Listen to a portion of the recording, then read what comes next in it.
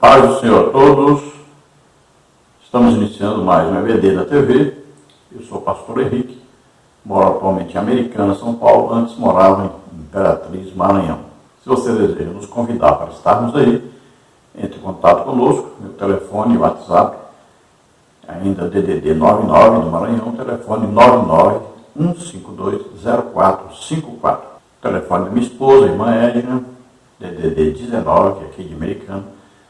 E o telefone 984482187. Meu e-mail henriquelhas@hotmail.com. Se você deseja nos ajudar, já estou desempregado há mais de 6 anos, esperando aí uma causa na justiça, que até hoje já ganhei, mas até hoje não recebi. Então, enquanto isso, precisamos da ajuda dos irmãos. Então, aí estão as contas: Caixa Econômica, Bradesco, Banco do Brasil. Banco do Brasil, o nome da minha esposa é Edna Maria Cruz Silva. Nos ajude aí, envie R$10 para ajudar.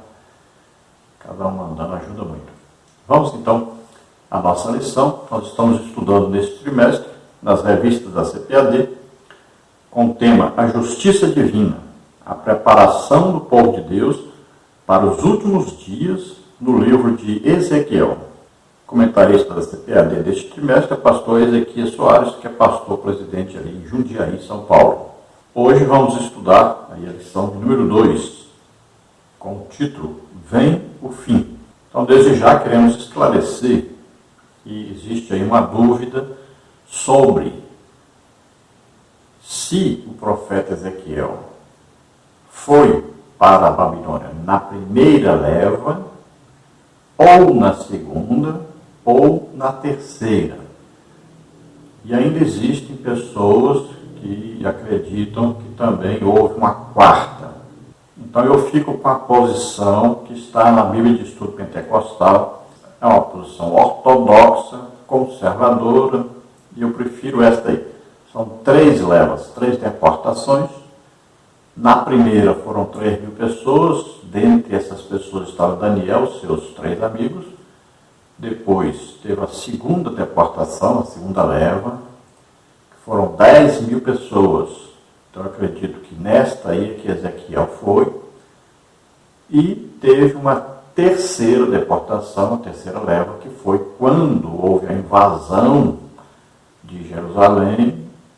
Jerusalém foi destruída, o templo foi destruído, e aqueles que restaram, alguns ficaram na terra, e outros sobreviventes da guerra foram levados para a Babilônia. Então esta é a minha posição, e a posição que está na Bíblia de Estudo Pentecostal. Vamos ver então a lição 2, os tópicos e subtópicos que nós vamos estudar. No tópico 1, sobre a profecia. Subtópico 1, introdução. Subtópico 2, extensão. Subtópico 3, quando. No tópico 2, vamos ver sobre o fim. Subtópico 1, sentido. Subtópico 2, expressões repetidas sobre o fim. Subtópico 3, a repetição da sentença.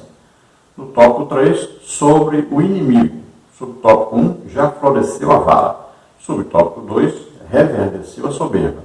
Subtópico 3, o rei Nabucodonosor. Subtópico 4, a Babilônia. Então vamos procurar passar por todos esses tópicos, estudarmos a lição como está na revista, trazendo mais alguma coisa como subsídio.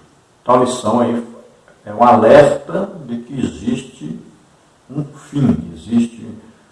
fim determinado, ou seja, uma aplicação do juízo de Deus que estava determinada e não voltaria mais atrás. Por diversas vezes Deus exortou os judeus, chamou atenção sobre a idolatria, sobre a prostituição, sobre a soberba. Deus mandava os profetas e eles não se arrependiam, algumas vezes se arrependiam e depois voltavam a praticar a idolatria. E aí foram levando, e agora Deus disse: chega, acabou. Não aceito mais, está determinado e o juízo agora vai acontecer. Mas os judeus não acreditavam nisso, porque tinham lá o templo, tinham lá os serviços no templo, o culto. Eles tinham os reis que eram descendentes do rei Davi, e havia uma promessa ao rei Davi, uma aliança com Deus, que sempre haveria um descendente de Davi governando em Jerusalém.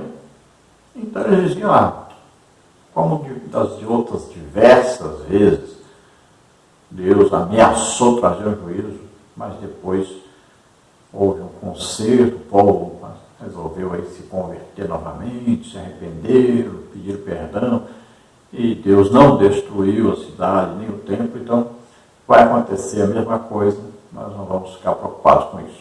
Eles não sabiam que desta vez vinha realmente o fim.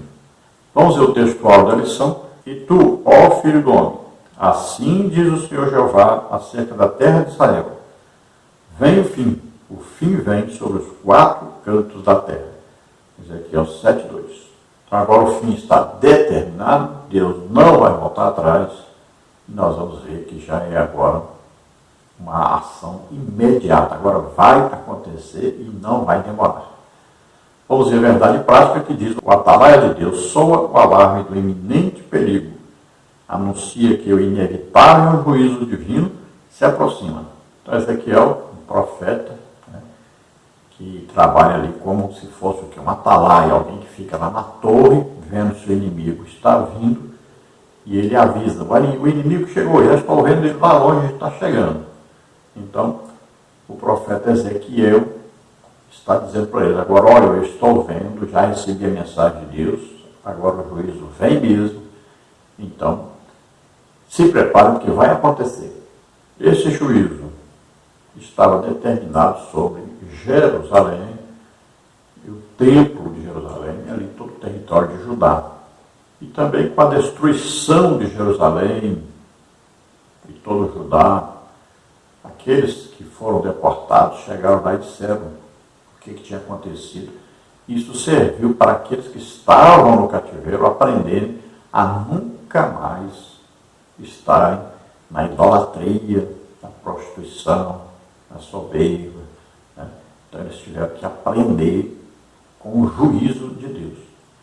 Não adiantou a repreensão, não adiantou os profetas levantando-se de madrugada para orar todo dia, buscar as revelações de Deus, trazer o povo, sofrerem para trazer essa revelação, serem perseguidos. Mas não adiantou, porque eles não se arrependeram. Então agora eles aprenderam da maneira mais difícil, que é sofrendo, que é sendo deportados, indo para a terra estranha, comida estranha, maneira de viver estranha, dominados por povos bárbaros, longe de sua terra, e não mais tinham o templo onde adorar a Deus.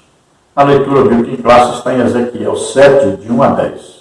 Depois veio a palavra do Senhor a mim, dizendo: e tu, ó filho do homem, assim diz o Senhor Jeová acerca da terra de Israel. Vem o fim vem sobre os 4 cantos da terra. Agora vem o fim sobre ti, porque enviarei sobre ti a minha ira, e te julgareis conforme os teus caminhos, e trarei sobre ti todas as tuas abominações, e não te poupará o meu olho, nem terei piedade de ti, mas porei sobre ti os teus caminhos, e as tuas abominações estarão no meio de ti, e sabereis que eu sou o Senhor. Assim diz o Senhor Jeová: um mal, eis que um só mal vem. Vem o fim, despertou-se contra ti, eis que vem a tua sentença, ó habitante da terra. Vem o tempo chegado, é o dia da tua ação, e não da alegria sobre os montes. Agora depressa derramarei o meu furor sobre ti, e cumprirei a minha ira contra ti, e te julgarei conforme os teus caminhos, e porei sobre ti todas as tuas abominações. E não te poupará o meu olho, nem terei piedade, conforme os teus caminhos. Assim carregarei sobre ti, e as tuas abominações estarão no meio de ti, e sabereis que eu, o Senhor, castigo. Eis aqui o dia, eis que veio a tua ruína, já floresceu a vara, reverdeceu a soberba. Imagine com quanta tristeza, com quanta dor, um pai envia agora essa mensagem aos seus filhos, ao seu povo que ele ama tanto. Povo que ele fez de tudo para que eles se convertessem dos seus maus caminhos.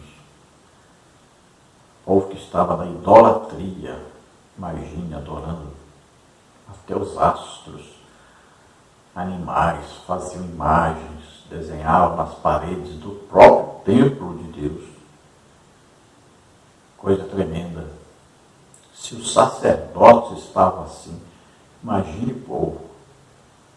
Deus olhava e via aquela prostituição. Imagine adotarem outros deuses. Imagine a dor de Deus. Mas ele sabia que somente com aquele castigo, com aquele juízo, eles aprenderiam definitivamente a nunca mais serem idólatras. E realmente aconteceu isso. Vamos à introdução da lição. O juízo divino descrito no discurso profético, no capítulo 7, é endereçado à terra de Israel, ou seja, particularmente aos seus habitantes, mas tem implicações globais. Os contemporâneos de Ezequiel na Babilônia, e até mesmo em Jerusalém, recusaram a mensagem dos profetas, principalmente de Ezequiel e Jeremias, por não acreditarem que Javé permitisse que os ímpios conquistassem a cidade e destruíssem o templo. Então veja que o juízo de Deus é determinado para Israel. Agora não quer dizer que quando vem o juízo para Israel, esse juízo não vai atingir outras nações. Nós sabemos que os juízos são determinados sobre Israel, mas também foram profetizados juízos sobre todos os povos em volta de Israel. Quando Israel está passando por algum problema, o mundo inteiro é atingido. E você pode ver, até hoje é assim. Quando existe qualquer guerra em Israel, qualquer problema ali com os vizinhos, aí o mundo todo é atingido. Veja só, sempre foi assim. Israel é o centro do mundo. E é muito importante o que acontece em Israel. É muito importante a situação de Israel. Por isso mesmo, Deus insiste em que nós devemos sempre orar para que haja paz em Israel. Pode lá estar no Salmo, dizendo que Deus abençoa aquele que sempre está orando para que haja paz em Jerusalém. Então veja que é muito importante que nós oremos por eles, para que eles vivam em paz com seus vizinhos, porque todo mundo é beneficiado com isso. E se Deus envia um juízo contra eles, isso quer dizer que o juízo está próximo dos outros povos também. Veja, na grande tribulação que vai acontecer logo após o arrebatamento da igreja, é o que vai acontecer, olha só. O juízo de Deus virá sobre os judeus. E quem vai ser atingido? Todos os povos da terra. Veja só de uma lapada de Deus, a terça parte dos homens vai morrer. Vão acontecer tremendos juízos sobre todos os povos da terra durante a grande tribulação. Veja só que a influência que tem quando Deus se ira contra Israel, o mundo inteiro sofre com isso. Então Deus insistiu com eles, fez de tudo para eles se arrependerem, para que ele não aplicasse o juízo. Estava ali o profeta Jeremias, eles prenderam Jeremias num poço, fizeram toda maldade com Jeremias, abusavam, os falsos profetas abusavam de Jeremias. Houve grande perseguição contra Jeremias, mas ele foi fiel à mensagem que Deus lhe entregou a mensagem aos reis, ao povo, e Ezequiel, lá no exílio, também entregou a mensagem que Deus deu a ele para entregar ao povo, enviou a mensagem também a Jerusalém, mas eles foram rebeldes. Então o juízo veio. Vamos aí no tópico 1, sobre a profecia. No subtópico 1, introdução. Ezequiel introduz a profecia com a fórmula usual dos profetas de Israel. Veio a palavra do Senhor a mim, como está no versículo 1. A chancela de autoridade divina, assim diz o Senhor Jeová, é a marca registrada dos profetas de Javé. Isso mostra que Deus é a fonte da profecia, segundo de Pedro 1, 20 e 21. era uma comunicação divina inconfundível, diferentemente da natureza da atividade profética inicial que ocorria por meio de visões. Essa forma verbal de revelação indicava ser a mensagem recebida de forma externa, direta e audível. Então Ezequiel agora não teve uma visão, como ele teve no capítulo 1. Agora não, agora ele escutou a voz audível de Deus. Veja bem, agora Deus falou diretamente. Como é que acontece isso? Então veja bem, a pessoa ouve claramente Deus falar. Fala mesmo, como se estivesse ali na frente da pessoa falando. Então a pessoa fala. Então Deus fala claramente assim. No caso de Ezequiel, ele chamava Ezequiel de filho do homem, né? Mas muitas vezes Deus fala o nome da gente mesmo. E você fica na hora sem saber para onde correr. É uma coisa tremenda quando Deus fala pessoalmente com a gente. Então você escuta a voz de Deus mesmo falando com a gente. E você sabe que não tem para onde correr. É Deus mesmo ali. Então ele dá uma mensagem.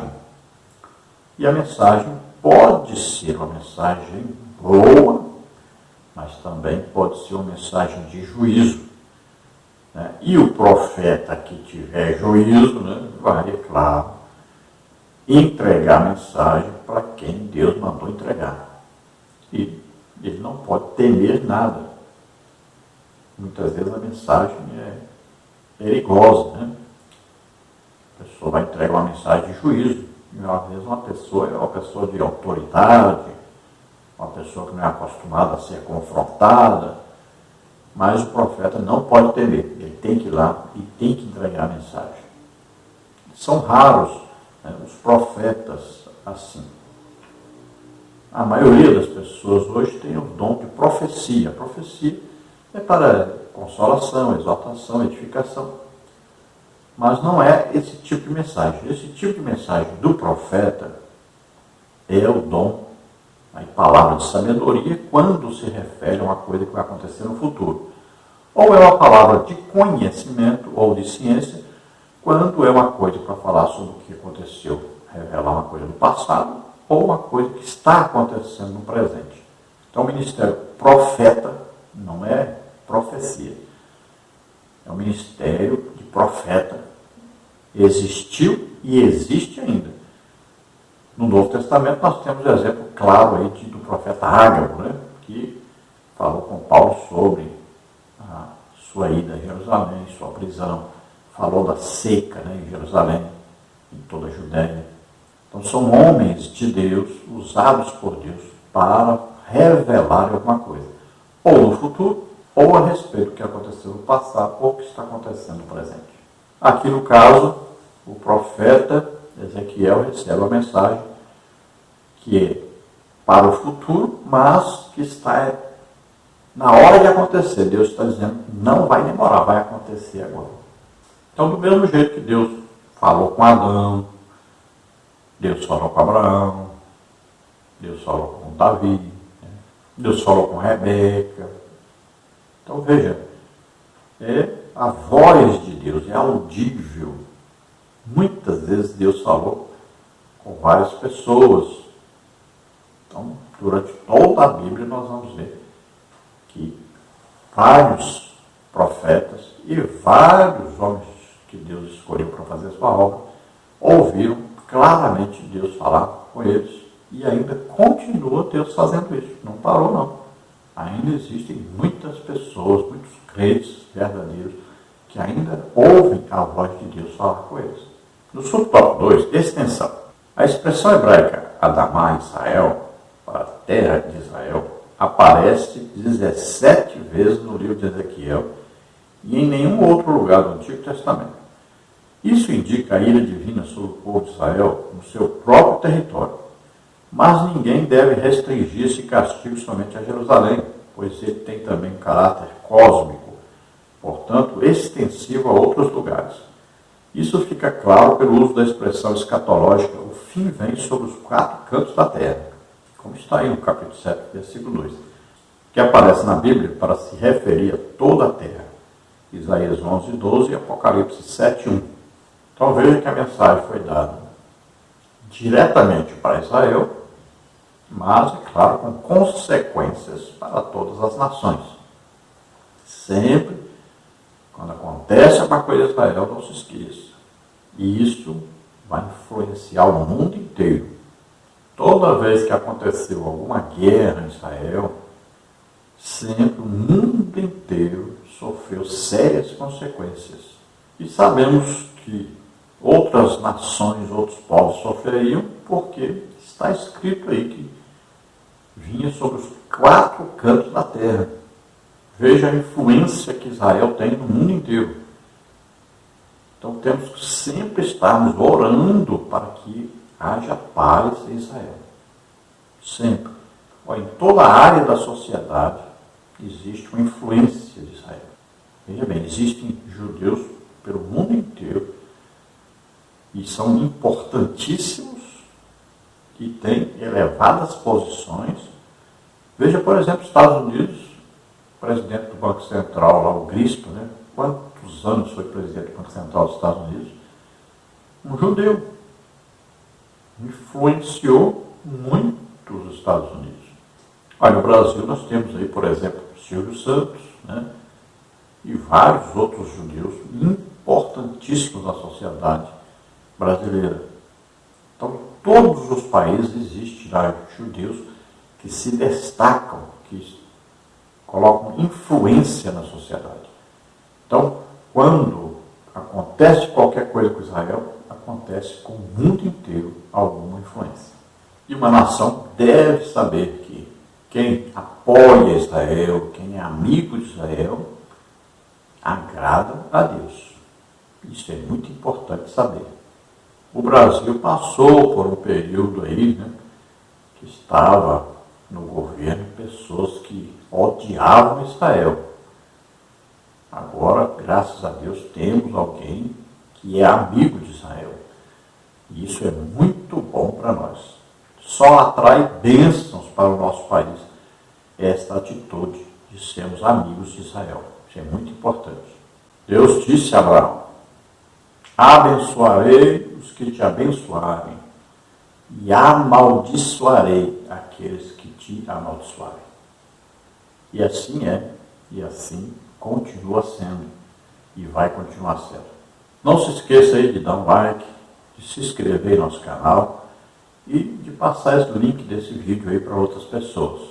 Se você deseja receber os slides que nós colocamos aqui em PowerPoint, então entre em contato conosco. Meu WhatsApp, você vê aí, meu telefone 99991520454.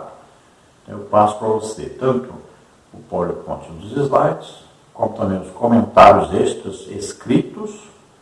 Aí eu coloco em Word, PDF, também os slides eu coloco em PowerPoint e em PDF também.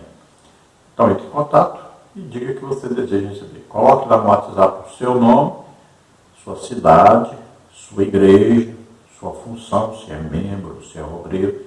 O tópico 1 sobre a profecia, subtópico 3, quando? O agora no versículo 3 é no hebraico atá, agora, que ressalta a iminência do fim. Esse advérbio reaparece no versículo 8, acrescido da palavra depressa. Assim, depressa derramarei o meu furor sobre ti.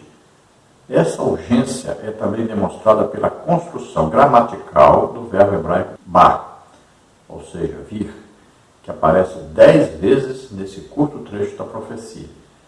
Em 4 delas, a ação está em andamento, pois o particípio hebraico indica uma ação contínua e ininterrupta. Eis que um só mal vem, versículo 5b. Eis que vem, versículo 6b. Vem a tua sentença, versículo 7a. Eis aqui o dia, eis que vem, versículo 10. Então, olha, a urgência, a iminência aí é certa. Não tem como mais voltar atrás, como mudar mais. Várias vezes Deus ameaçou aquele povo do juízo sobre eles, como aconteceu na Síria, né? Lá eles foram levados cativos para vários lugares. E Judá, a parte do sul, deveria ter aprendido com isso, que o juízo vem. Mas eles falaram, mas aqui nós temos o templo, e eles não tinham. Aqui nós temos os descendentes diretos de Davi governando. Então, não vai acontecer conosco. Eles acreditavam piamente nisso. Achavam que poderiam viver de qualquer maneira. E Deus não executaria o juízo sobre eles. Mas agora Deus determinou e não vai voltar atrás. Mas eles não acreditavam. Então o juízo realmente veio. Era iminente, era claro, e a advertência era dizendo, está chegando e agora, eu não vou demorar mais não. Dessa vez não vou voltar atrás. Então nós vemos esse capítulo 7 aí, basicamente, 6 aspectos da profecia de juízo contra Israel. A primeira será uma destruição completa. A segunda, uma destruição iminente. Terceiro, uma destruição inevitável. Quarta, não haveria obstáculo para essa destruição. Quinto, o templo não seria poupado. Sexta, uma destruição universal. Então veja que estava determinado e era para já. Não era para demorar mais. E a ira de Deus seria realmente aplicada, a justiça de Deus seria aplicada sobre aqueles rebeldes judeus. Vamos então ao tópico 2 agora, sobre o fim. No subtópico 1, sentido. A palavra fim, no hebraico, katz, fim, destruição, ruína, morte, condenação, ou rakatz, o fim, trata-se de um substantivo usado em contexto de julgamento. Gênesis 6, 13, Amós 5, 18 a 20, 8, 2. Ele aparece 5 vezes nos versículos 2, 3 e 6, num discurso poético, cujo objetivo é causar impacto nos leitores originais. A literatura poética bíblica se sobressai não apenas pela sua beleza, mas também pela facilidade do povo em memorizar sua mensagem. Um dos objetivos desse juízo é a erradicação da idolatria, a causa das abominações, visto que a casa de Israel recusou esse remédio pelo arrependimento. Então, essa palavra fim aí indica um julgamento, um juízo em operação. Então já estava determinado e já estava acontecendo. Faltava só a conclusão. Então essa palavra era usada exatamente para causar aí um espanto nas pessoas que ouvem, porque vão perceber a urgência e vão ficar atemorizadas com isso. Veja que uma guerra sempre é anunciada antes. Agora as pessoas só acreditam quando cai a primeira bomba. Aí as pessoas se assustam. Falam, agora é verdade mesmo, agora começou mesmo. Então se assustam. Né? Assim é essa palavra empregada por Deus. É para assustar mesmo, para causar impacto nas pessoas. Eles deveriam, ao ouvir, se arrependerem imediatamente. Mas não é o que aconteceu. Então eles deveriam ter deixado imediatamente a idolatria, suas prostituições, né? Toda aquela soberba que viviam, individualismo, deviam ter deixado aquilo. Mas não. Ao ouvirem o juízo, fizeram como seus antepassados fizeram. Não vai acontecer nada não. Está aí o templo, estão aí os descendentes do rei Davi, não vai acontecer. E continuaram no pecado. Subtópico 2, expressões repetidas sobre o fim.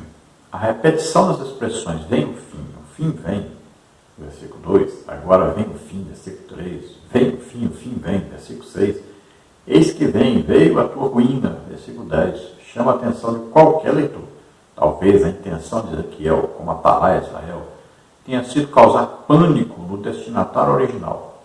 Os profetas, durante séculos, vinham chamando o povo, que era conhecedor da lei de Moisés e do pacto do Sinai, ao arrependimento. Agora o povo estava sendo informado de que o juízo divino era real.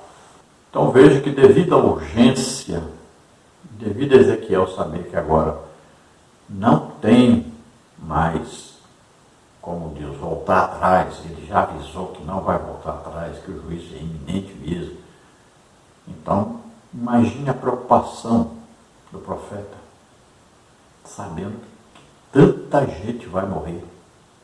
Imagine ver o seu país destruído, o templo, lugar de adoração a Deus. Imagine como é que ele ficou angustiado. Imagine quanto choro, quanta angústia. Imagino que ele nem mais chorava, eu gritava, não, ele urrava já, clamava, chorava, esperneava mesmo. Imagine a dor de saber que vão morrer os seus parentes todos, seus amigos. Imagine. E ele sabia que não tinha mais volta, ia acontecer. Então, ele fez de tudo para que o povo ouvisse e se arrependesse. Então, ele usou essa palavra, fim, várias vezes, para realmente causar no povo um impacto. Nós cremos que alguns, é claro, ouviram sempre no meio de uma multidão, existem aqueles que realmente se arrependem, se convertem. Então, serviu para alguns, mas para muito poucos. Subtópico 3, a repetição da sentença. Os versículos 4 e 9 estão repetidos. Ninguém deve se surpreender com a intensidade desse juízo anunciado de antemão, pois é compatível com a natureza divina. Naum 1:3. Um dos objetivos desse juízo é a erradicação da idolatria, a causa das abominações, versículos 3, 4, 8 e 9. Visto que a casa de Israel recusou esse remédio pelo arrependimento, segundo Crônicas 36, 16, todos estão sendo informados de antemão sobre a causa da destruição e lhes é dada a oportunidade de arrependimento. É uma reflexão relevante também em nossos dias, porque somos seres morais e prestaremos contas a Deus pelos nossos atos. Eclesiastes 12, 13, 14 e Gálatas 6, 7. Então veja, a repetição dessa palavra fim indica uma insistência. Né? Existe aí então um clamor, existe aí uma advertência, existe aí uma intenção de causar mesmo um espanto para que as pessoas acordem, despertem antes que morram. É urgente. Então, chega a ser um próprio desespero em Ezequiel de ver que o povo, em sua maioria, não se arrepende. Mas eles precisavam deixar a idolatria imediatamente. Era urgente. Veja que o verdadeiro homem de Deus, ele avisa sempre do juízo de Deus, ele prega a palavra de Deus, falando do juízo de Deus contra o pecado. Esta é a pregação verdadeira. Hoje nós temos aí mensagens só de autoajuda, né? E aí, o que acontece? O povo vive de qualquer maneira. Imagine quantas pessoas vão ficar no arrebatamento. Pessoas que carregavam a Bíblia, que iam para a igreja, estavam ali todos os domingos, né? Todos bonitinhos, bem vestidinhos, com a sua Bíblia, estavam congregando, cantavam, choravam. Quantas pessoas vão ficar assim? Porque estão vivendo em pecado. Infelizmente, o atalaia, que deveria avisar, não prega a verdade. Vive pregando para agradar as pessoas, para arrecadar o dinheiro das pessoas, na verdade. Então, o profeta estava angustiado. Ele trazia uma mensagem duríssima de juízo de Deus e era urgente. E ele sentia a dor do povo. O verdadeiro homem de Deus sente o juízo que Deus está para trazer sobre as pessoas e ele chora, ele clama a Deus, ele intercede, ele busca, ele faz de tudo para evitar, ou que pelo menos o juízo não atinja a todos, pelo menos algumas pessoas ouçam a palavra verdadeira, a mensagem de Deus e se arrependam e se convertam.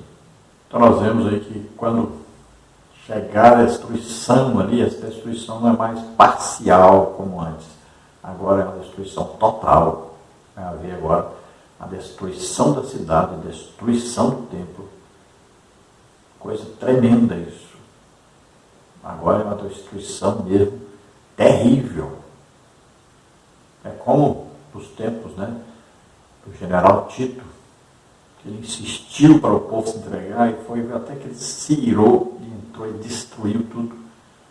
Veja bem, é uma coisa terrível uma guerra. Que de repente acontece uma guerra, que a paciência de um acaba e aí ele destrói tudo que tiver pela frente. A guerra tem que acabar no início, porque se ela durar muito tempo, acaba um perdendo a paciência e se perder, aí é terrível. Aí existem muitas mortes mesmo. E a destruição, a devastação é muito grande. Então Deus chega a dizer que não haverá tempo nem para se lamentarem. Não tem mais tempo. A pessoa, quando está sofrendo o juízo, ali não tem jeito mais. Ela nem tem tempo nem de raciocinar direito mais. E o juízo acontece e pronto. A pessoa fica desesperada na hora e não tem mais jeito de consertar, de arrumar mais nada. Agora, ele sofreu o juízo mesmo. Então, nada de bom, de bonito, de coisas agradáveis será deixado na terra. Tudo será destruído. E nós vemos que na grande tribulação vai acontecer esse juízo de Deus. Mas vai haver uma grande destruição mesmo sobre todo o planeta Terra.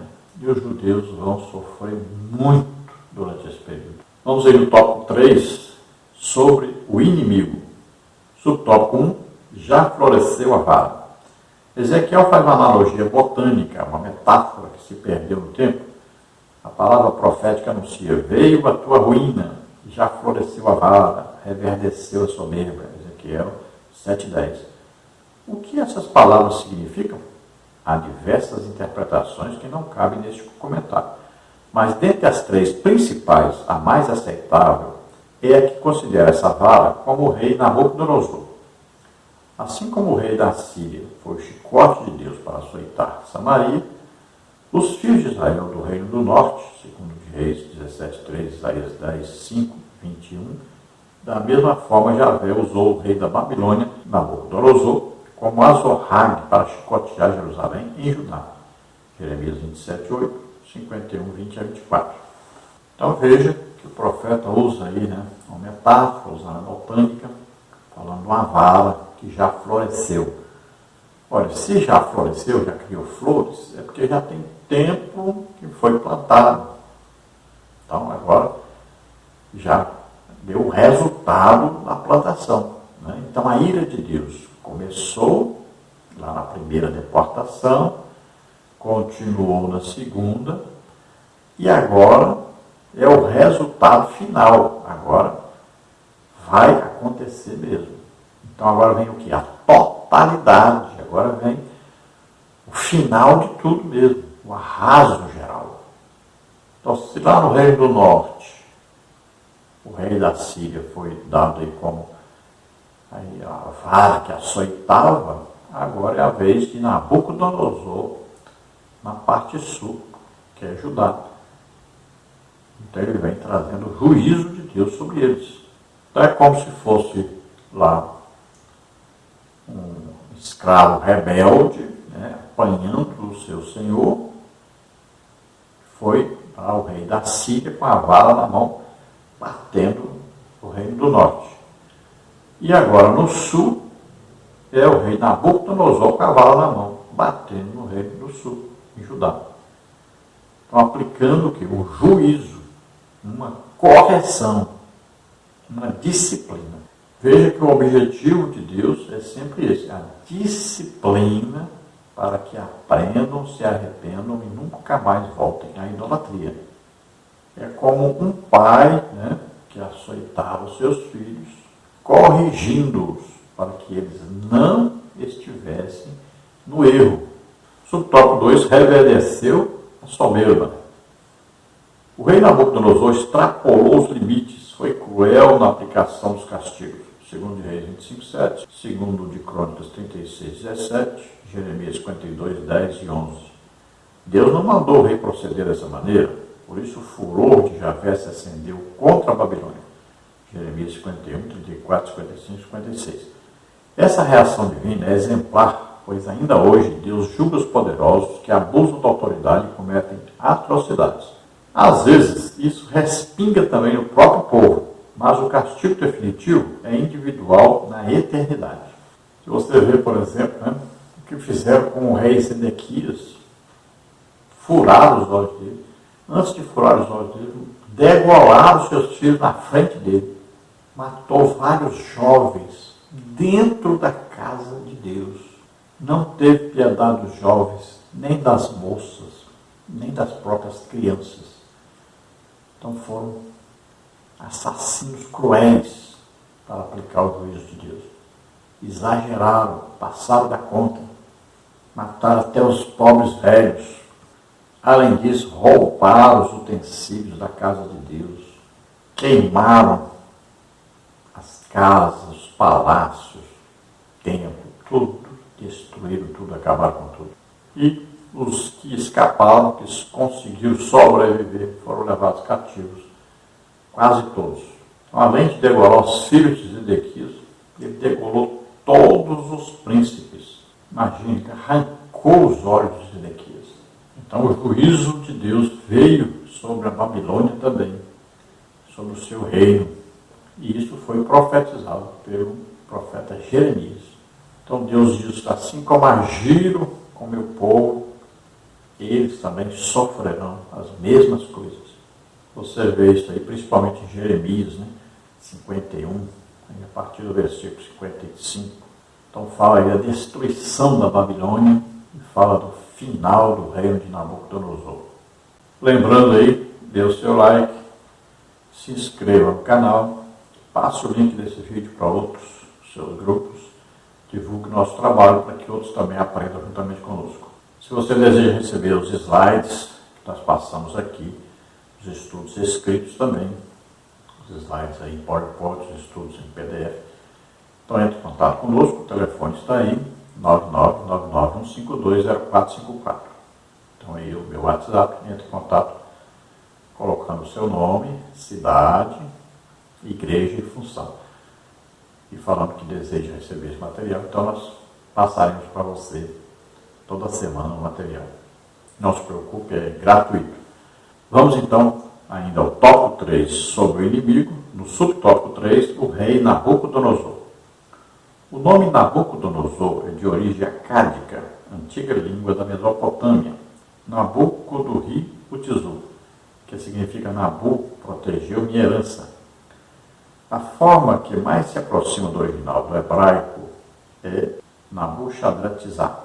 E aparece 30 vezes no Antigo Testamento, sendo 4 em Ezequiel, 26, 7, 29, 18, 19, 30, 10. A forma alternativa é Nabuchadnezzar.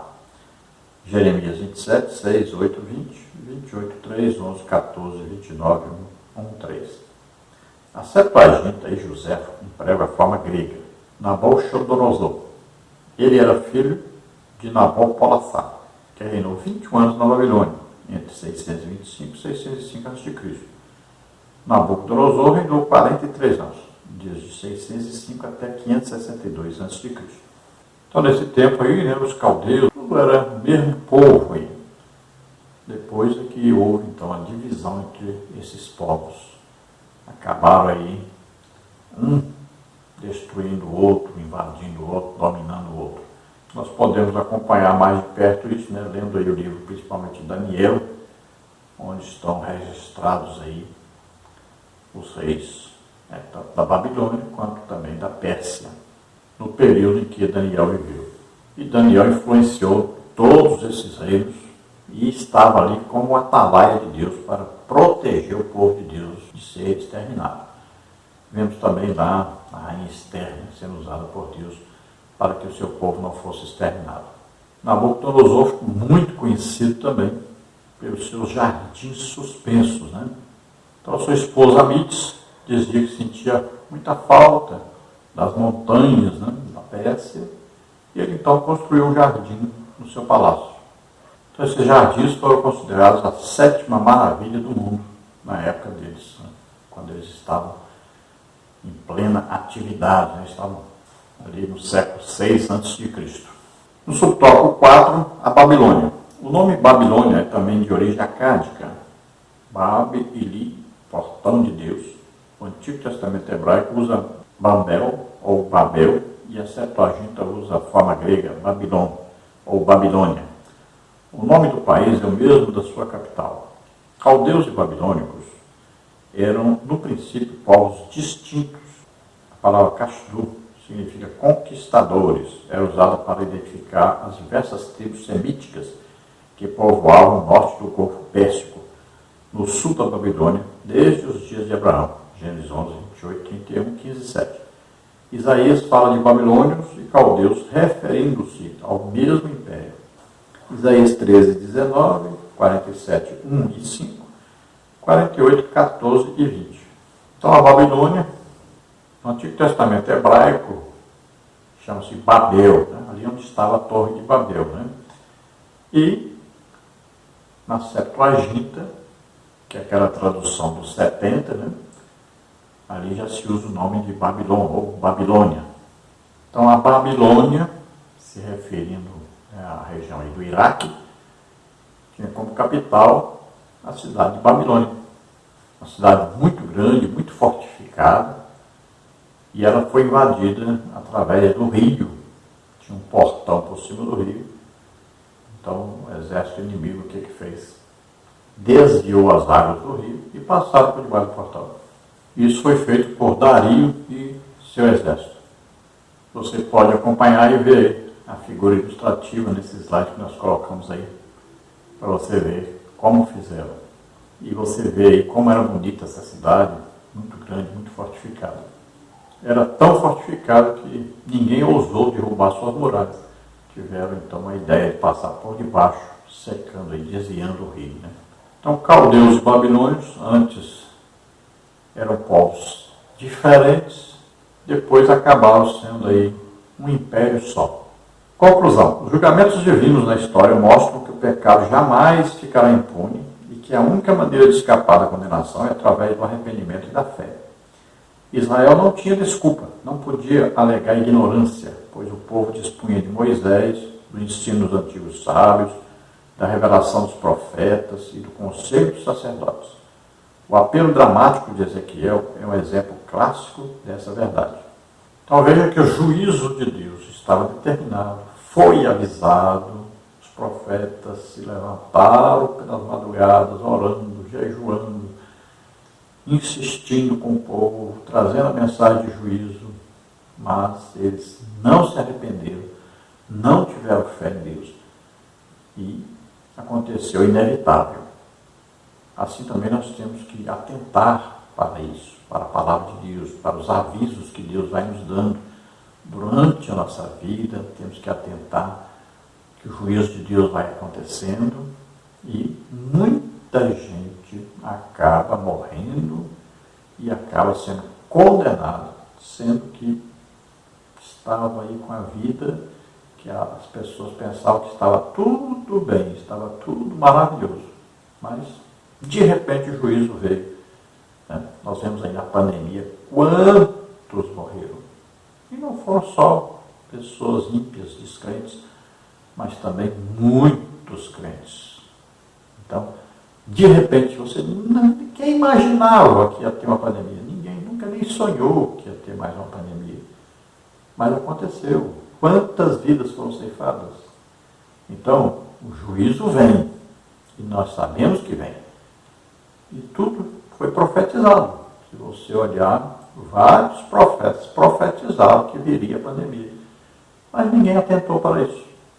Então os judeus tinham lá os escritos de Moisés, né? Tinham os idosos, os conselheiros, né? Os anciãos, tinham os profetas, tinham tantos avisos, tanta gente dizendo que idolatria é pecado, prostituição era pecado, que eles deveriam se voltar para Deus, deveriam se arrepender. Tinham sacerdotes, alguns permaneceram fiéis. Então, sempre tiveram muita palavra de Deus a esse respeito. Tinha uma lei escrita para eles, né? Que sabiam que era proibido, sabiam que era pecado, mas insistiram no pecado, não se arrependeram. Então, o juízo veio sobre eles. Vamos orar agora.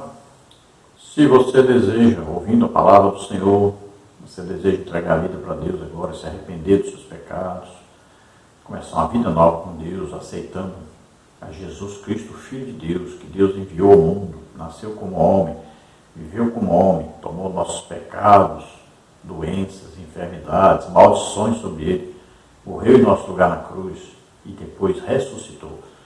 Você crê nisso, você é salvo agora. Então, entregue sua vida para Deus agora. Se você está doente ou está enfermo, vamos orar agora para que você seja curado. Vamos orar. Pai querido, em nome de Jesus, te apresentamos essas vidas que se chegam a Ti arrependidos pelos seus pecados. Toma, Senhor, em Tuas mãos, abençoa, Senhor, escreve seus nomes no livro da vida, concede a eles agora o Espírito Santo. Ah, Senhor, vem convencendo-nos do pecado, da justiça e do juízo. Vem, Senhor, transformando essas vidas, adotando-os como filhos. Oh, Senhor, abençoa eles e as famílias deles. Em nome de Jesus, aqueles que estão doentes, estão enfermos agora, toda enfermidade, toda doença, sai, em nome de Jesus. Toca, Senhor. Ah, graças tu vinegras da micante deste. A grande por falar, castu e ficanar. A grana lustra e força manasei. Ah, se agrade do Senhor, creia nele, receba agora o seu milagre em nome de Jesus. Solta toda doença, toda enfermidade. Toca, Senhor, neles agora e cura totalmente em nome de Jesus. Amém? Glória a Deus, a paz do Senhor. Esperamos ter ajudado os irmãos aí com as lições.